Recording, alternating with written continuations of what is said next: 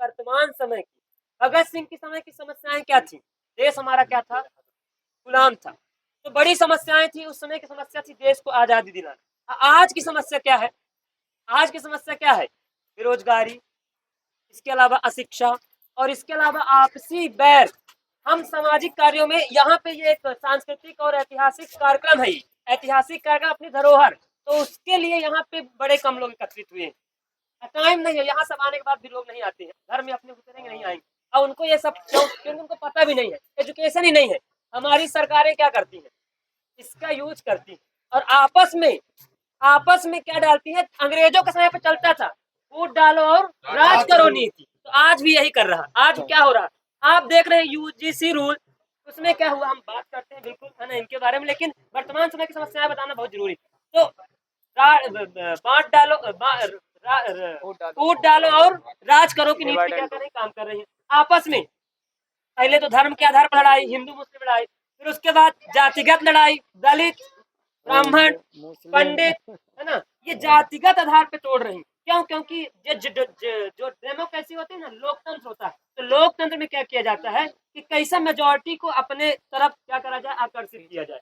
जो मेन मुद्दे हैं, शिक्षा का मुद्दा, शिक्षा एक, अम्बेडकर जी कहते थे, भीमराव अम्बेडकर जी कहते हैं कि शिक्षा एक ऐसी शेरनी का दूध है जो जितना ज्यादा पिएगा उतना ज्यादा दहाड़ेगा। तो उस औजार को ही यहाँ पे शिक्षा में परिवर्तन करके पूरा क्या कर दिया गया, सब पूरा एकदम पूरा गड़बड़। ठीक है, उसके अलावा दूसरा स्थिति क्या है? चाइना कितना आगे जा रहा, अमेरिका दुनिया में छोटे छोटे चीजों के लिए लड़ रही, चाइना साइड में अपना बिजनेस व्यापार देख रहा है। इसके अलावा अमेरिका, इजराइल, ईरान, है ना, इजराइल आप लोगों को पता होगा, हम लोगों को पता भी नहीं होगा, लेकिन जानिए युद्ध में अब उसका परिणाम हमारे यहाँ देखने को मिलेगा। हमारी सरकारों की अभी एलपीजी का कितना शॉर्टेज हो गया भाई, तुम यहाँ एक्सेप्ट नहीं कर रहे हो कि शॉर्टेज नहीं है, तो रूल क्यों बना दिया 25 दिन के बाद मिलेगा एक ही कॉपी से?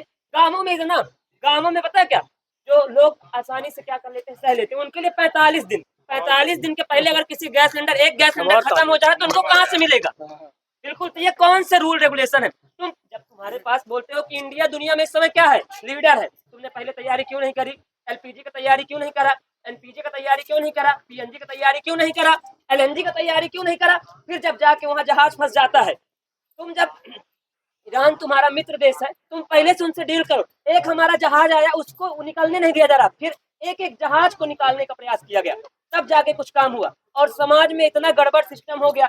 अब हमारे देश के जो प्रधानमंत्री हैं, है ना, तो वो केवल क्या करते हैं, बयानबाजी करते हैं। लोकसभा में आकर के काम करना पड़ेगा, पहले से तैयारी करना पड़ेगा। भगत सिंह जी के बारे में अगर हम बताएं, ये साक्षात भगवान का अवतार है।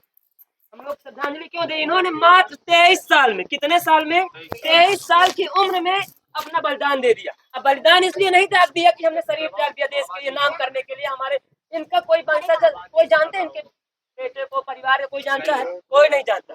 इनमें इतना क्रांति का विचार था, ये बचपन में जो ग्रुप बनते हैं ना, ग्रुप आपस में खेलते हैं, तो खेलने में इन्होंने ग्रुप बनाया, तो ग्रुप में अभ्यास किया, प्रैक्टिस, युद्ध का अभ्यास कि हम कैसे लड़ेंगे अंग्रेजों के खिलाफ। इतना बचपन में इनके पिताजी आम का गुठली लगा रहे थे, तो इन्होंने बंदूक लगाया। अब बंदूक लगाने पे इनके पिताजी ने पूछा कि बंदूक क्यों लगा रहे हो? तो बोले बंदूक का पेड़ तैयार होगा, पेड़ से बंदूक निकलेगा जिससे हम लोग क्रांति करेंगे।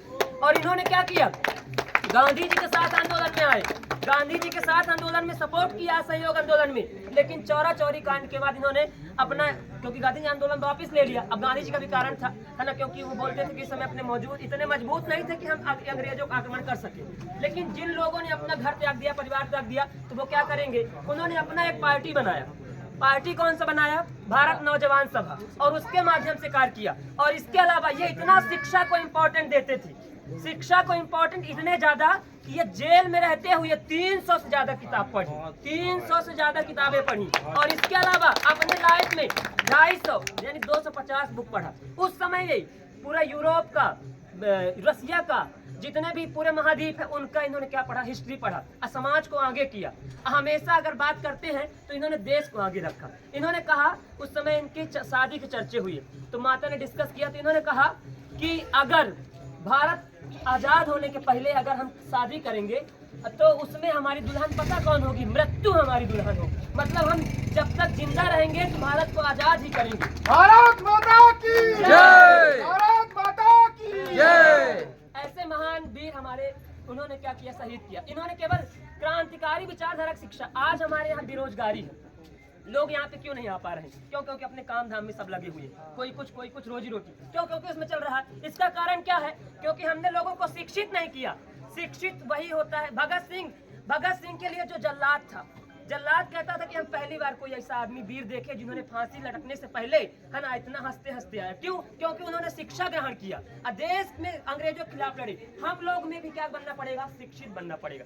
शिक्षित बन करके ही हम अपनी वर्तमान समय की समस्याओं से लड़ाई खुद लड़ेंगे। अपनी लड़ाई खुद लड़ना होगा। तो आप लोग संगठित हो और बहुत अच्छा कार्य करें। भगत सिंह जी के बारे में अपने बच्चों को पढ़ाएं, है ना। हम लोगों को हमारे समाज में शिक्षक कोई मात्र नहीं, अपने कार्यों में आज शिक्षित हो। बिल्कुल। आज जो क्या हो गया है, आज हम सब मोबाइल में बिजी हो गए।